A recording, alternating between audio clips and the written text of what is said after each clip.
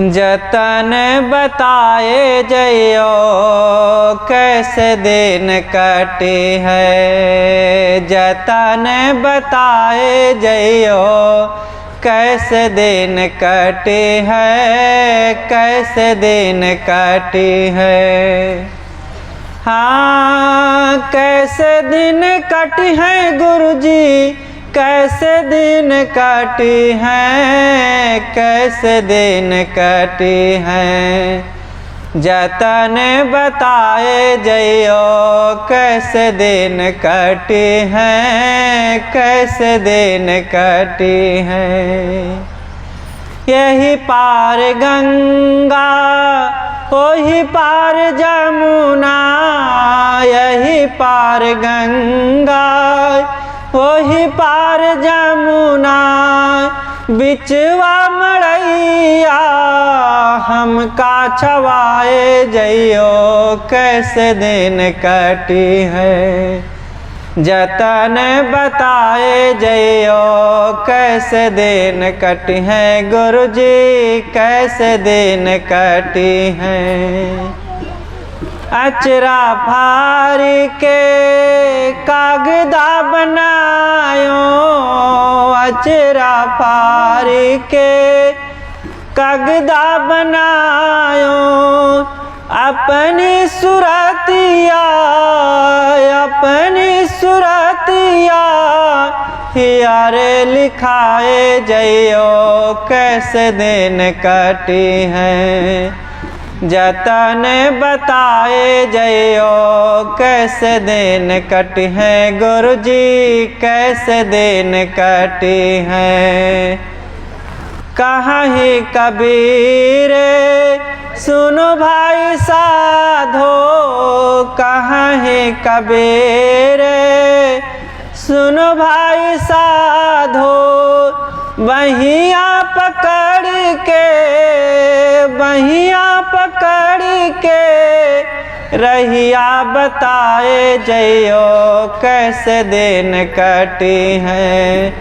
जतन बताए जइयो कैसे दिन कटी है गुरुजी, कैसे दिन कटी है। बोलिए।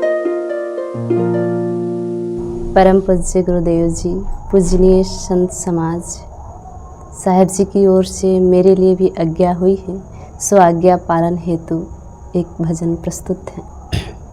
प्रभु मम चित्त में मैं बस जाऊं, तन धन धाम घरण सुख पंच विषय विसराऊं।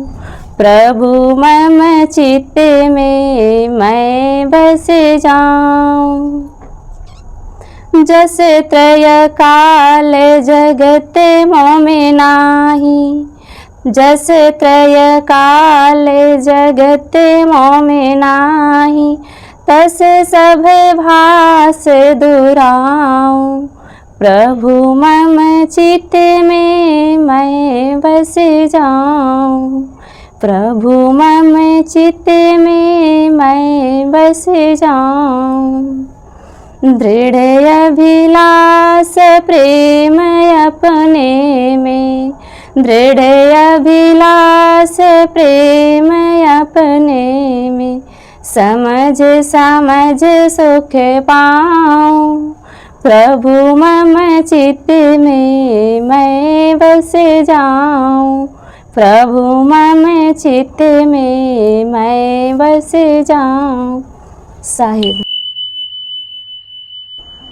परम पूज्य श्री साहिब जी, मंगलमय पूजनीय संत समाज, पूजनीय साध्वी समाज, भक्तिमयी माताओं बहनों, प्यारे बच्चों।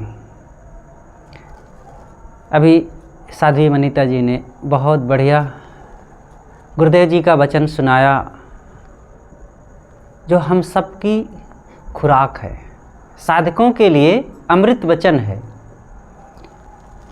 एक साधक की पुकार है।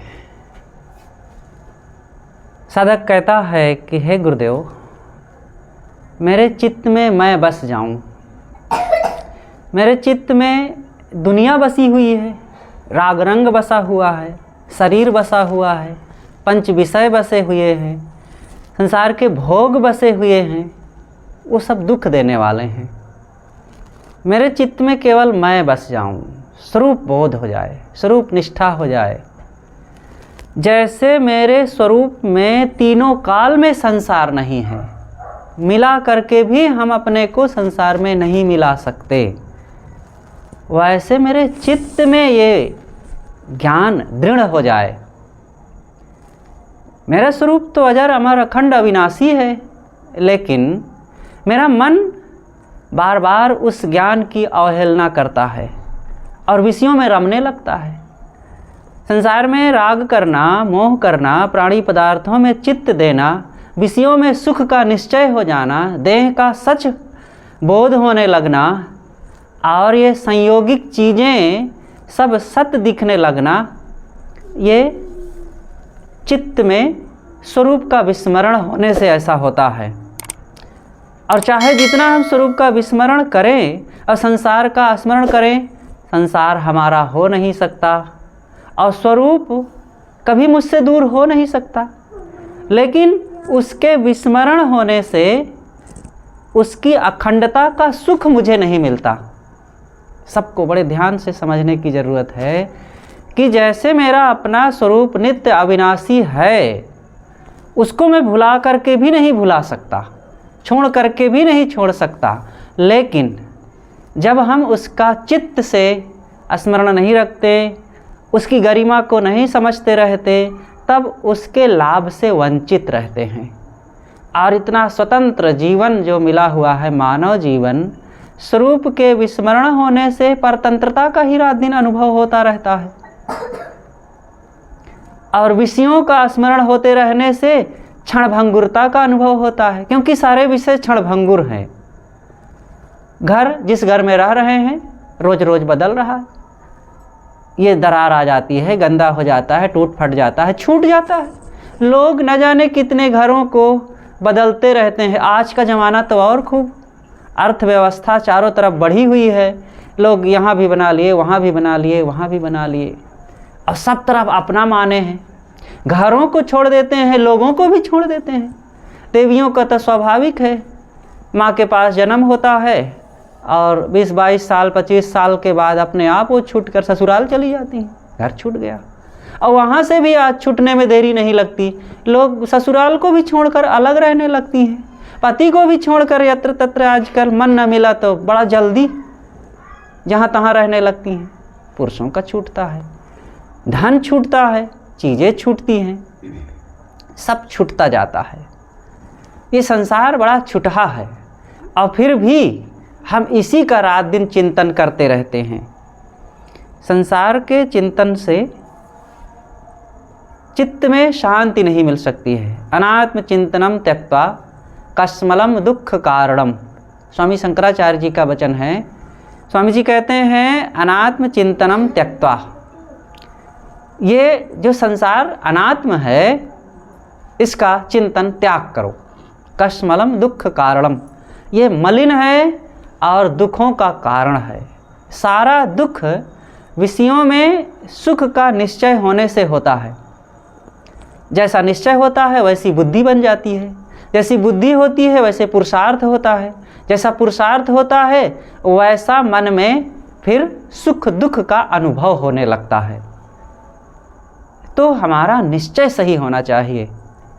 सबको ये निश्चय रखना चाहिए कि जो बाहर का है वो बाहर ही रहेगा, बाहर आज भी है, मैं चित्त से उसको बाहर समझता रहूं और मन में उसकी आसक्ति, उसकी प्रियता न जमने पावे और शरीर को क्षणभंगुर समझते रहें।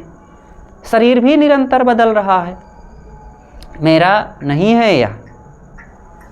ये मैं मेरा का जो मन में बना रहता है बोध कि ये मेरा है, मेरा है, कुछ नहीं मेरा है, मेरा है मेरा ऐसा मूढ़ जन्म भर करता, एक दिन मिट्टी के नीचे वह पड़ा पड़ा है सड़ता।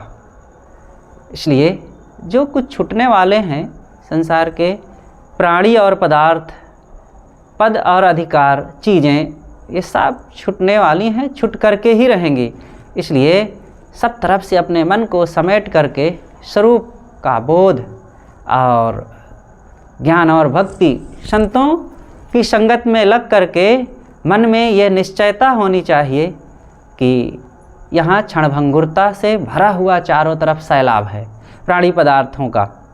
इसलिए गुरु संतों की संगति करके और मन इंद्रियों को वश करके साधना करें। चाहे जितना चीज़ों को अपना माना जाए, लेकिन वो अपने पास रह नहीं पाती, सब छूटती जा रही हैं। वो 3 गप्पियों की कहानी थी। एक जगह 3 गप्पी बैठे आपस में बात कर रहे थे। एक ने कहा कि जब मेरे पिताजी शरीर छोड़े तो वो 1 लाख रुपए की संपत्ति छोड़ करके गए यहाँ से। तो एक दूसरा चर्चा करता है कि अरे बस आपके पिताजी 1 लाख की छोड़ के गए, अब मेरे पिताजी छोड़ करके जब गए थे तो वो 5 लाख की संपत्ति छोड़ करके गए। तो तीसरा कहता है बस 5 लाख। वो कहता है अरे जब मेरे दादाजी छोड़ करके गए थे तो वो पूरी दुनिया छोड़ करके गए थे। तो क्या किसी की दुनिया किसी के साथ जाती है? चाहे थोड़ा हो चाहे ज़्यादा हो, सब को छोड़ करके यहाँ से जाना है। चाहे गरीब हो चाहे अमीर हो, और चाहे छोटा घर वाला हो चाहे बड़े घर वाले, सब एक समान हो जाते हैं, बराबर। इसलिए जीवन जब तक है यहाँ संघर्ष करना है। प्राणी पदार्थों के उथल पुथल होंगे, छूटेंगे, संयोग वियोग होगा। इन सब में अपने मन को एडजस्ट करते हुए अपने स्वरूप का स्मरण मनन चिंतन करता रहे, गुरु संतों के प्रति श्रद्धा भक्ति बनी रहे और अपनी अखंडता, अपनी एक रसता, अपनी नित्यता का बोध बनाए रखते हुए साधना में निरंतर उन्नति हो। यही हम साधकों के लिए सदैव साधना का आधार होना चाहिए। सद्गुरु विशाल देव ने कहा है, संत सहायक जीव के संत ही पार लगाए, औरन से या होए नहीं जो भ्रम भूल भगाए। ये काम औरों से नहीं हो पाएगा, केवल संतों की कृपा से, संतों की संगत से और स्वयं साधना करने से संभव है। इसलिए यही उत्साह और प्रेम के साथ हम लोग भी अपना काम करें और दुखों को मिटाने का जो उद्देश्य है वो गुरु संतों की संगत से पूर्ण किया जाए, तभी ये हमारा लाभ पूरा हो पाएगा। बस बोलिए सद्गुरुदेव की जय। अब परम पूज्य श्री साहिब जी से निवेदन है कि थोड़ी देर अपने अमृत विचारों से हम सबको लाभान्वित करने की कृपा करें।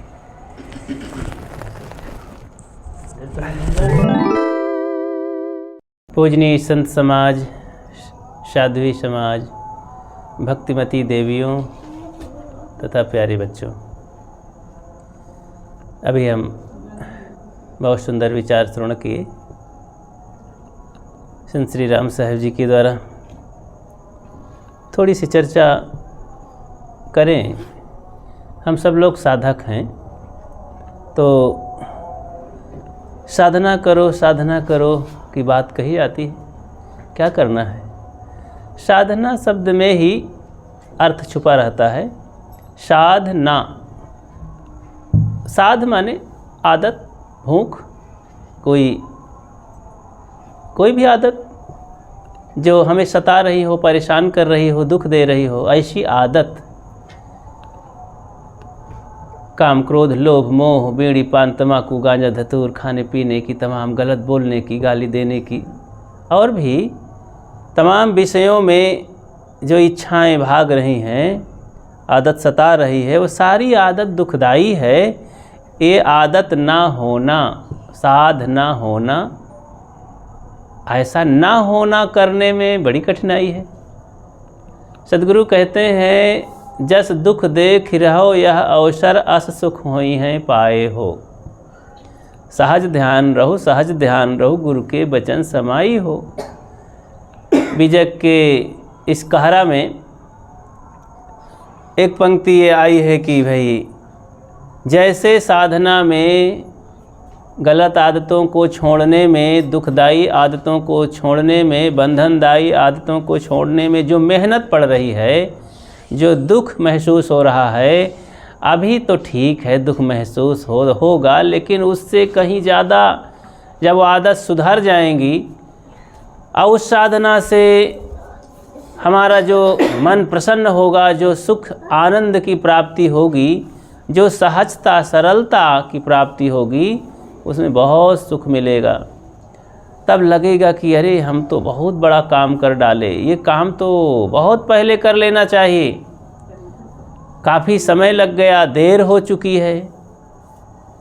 जब तक समझ में नहीं आता, सद्बुद्धि जन्म नहीं लेती हृदय में, तब तक लगता है कि अरे अभी क्या करना है साधन भजन का काम, क्योंकि कोई जल्दी से इसके लिए प्रमाण आधार आलंबन दिखाई नहीं देता है कि कोई हमारा साथी बन जाए।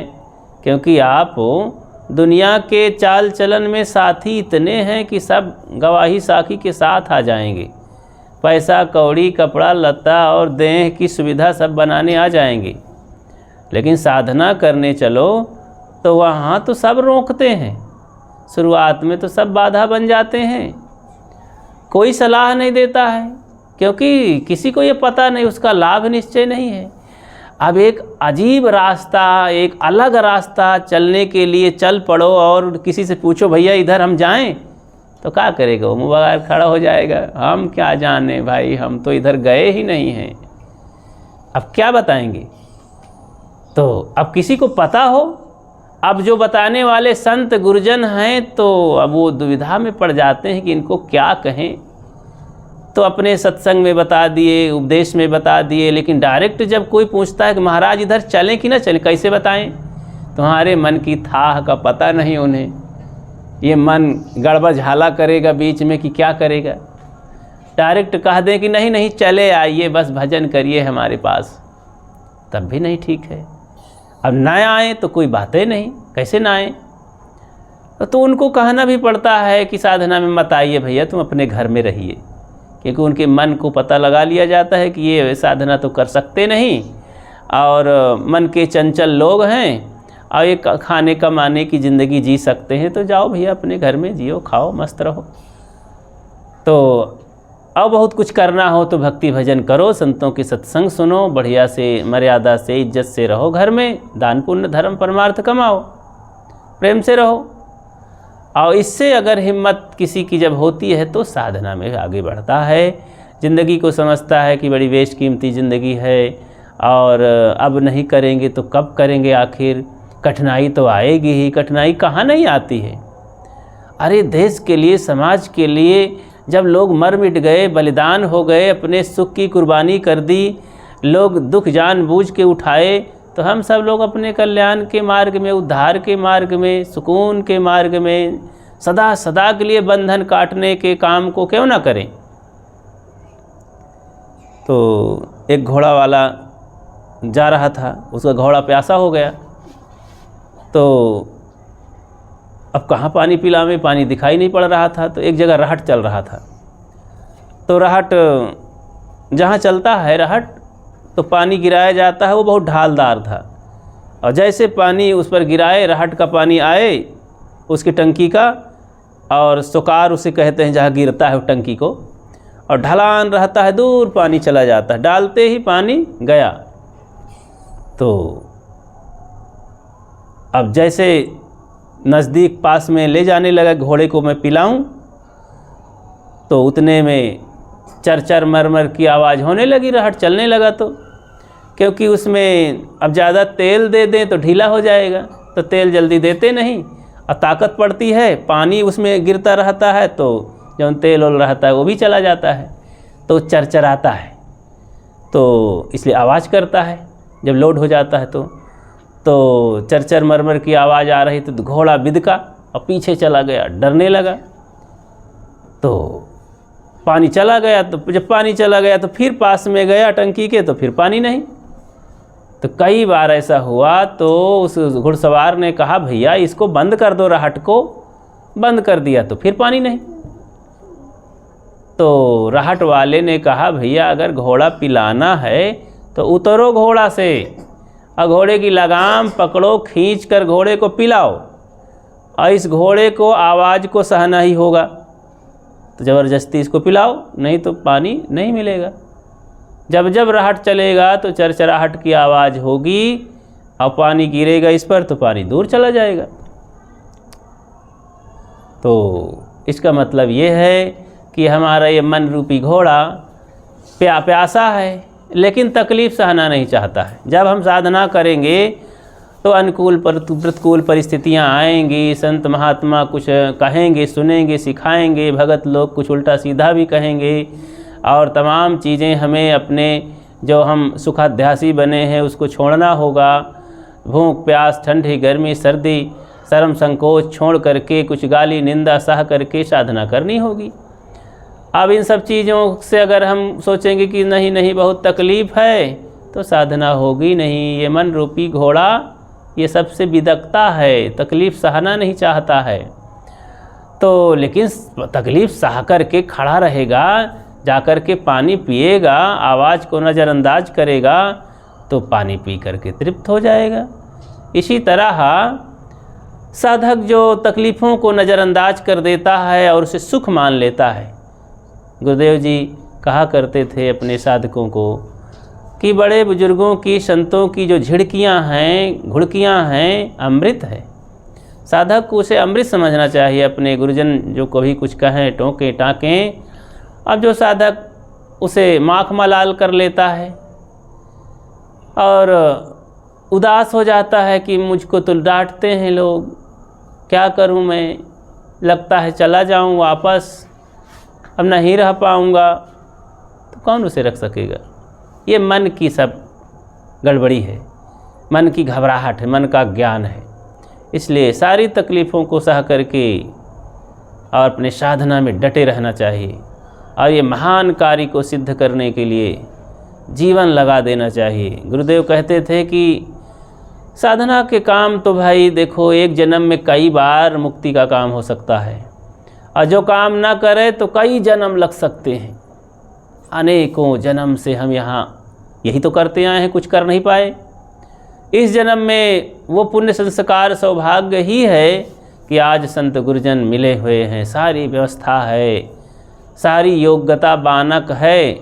आज फिर पिछड़ जाएंगे तो फिर वही धंधा चलता रहेगा और इतना बढ़िया महान अवसर में भी साधना न कर सकें तो फिर आखिर कब करेंगे। इसलिए सारी तकलीफ़ों को नज़रअंदाज करके, उसको अमृत समझ करके, सुख समझ करके, संतों गुरुजनों के संरक्षण में रह करके, उनके आज्ञाओं का पालन करके, ध्यान चिंतन करके, हृदय में बसा करके खूब अपने जहाँ जो हैं अपनी साधना में आगे बढ़ते रहें और तभी जीवन की साधना पूरी होगी और जीवन सफल होगा। बोलिए सद्गुरुदेव की जय।